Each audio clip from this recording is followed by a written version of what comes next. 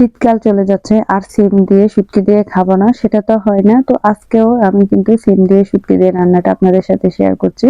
প্রথমে আমি সিমগুলো ধুয়ে পরিষ্কার করে কেটে রেখেছি আর এখানে একটা চুলার উপর পাতিলে তেল দিয়ে দিয়েছি। তেলে সামান্য পরিমাণে ফোড়নের জন্য একটু রসুন কুচি দিয়ে দিয়েছি আর 2টার মতো পেঁয়াজ আমি কেটে কুচি করে দিয়ে দিয়েছি। দিয়ে কিছুক্ষণ ভাজাভাজি করে নিলাম। এরপর স্বাদ মতো আমি লবণটাও দিয়ে দিয়েছি। লবণটা দিয়ে কিছুক্ষণ নাড়াচাড়া করে এরপর আমি এখানে সামান্য আদা রসুন বাটাটাও দিয়েছি। দেওয়ার পর কিছুক্ষণ নাড়াচাড়া করে ভাজাভাজি করার পর যে শুটকিটা কেটে রেখেছি সেই শুটকিটা দিয়ে দিয়েছি।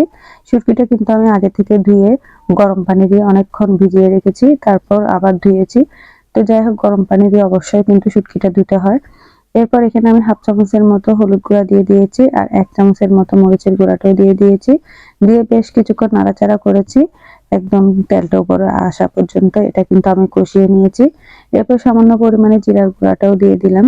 দিয়ে একটু পানি দিয়ে আমি কষালাম। তারপর কিছুক্ষণ ঢাকনাটা দিয়ে কষিয়ে নিয়েছি। এরপর কষানোটা হয়ে আসছে। এরপর যে সিম আর 2টা বেগুন দিয়েছি, একটা আলু দিয়েছি। দিয়ে আমি ভালোভাবে একদম এগুলো কষানোর জন্য দিয়ে দিলাম। অনেকক্ষণ পর্যন্ত কষানোর পর আমি ঝোলের জন্য পানিটা দিয়ে দিয়েছি। এরপর উপরের দিক থেকে আমি কয়েকটা টমেটো কেটে দিয়ে দিলাম। তারপরে এই যে হয়ে আসছে, ধনিয়া পাতা দিয়ে গরম গরম পরিবেশন করেছি। খেতে খুবই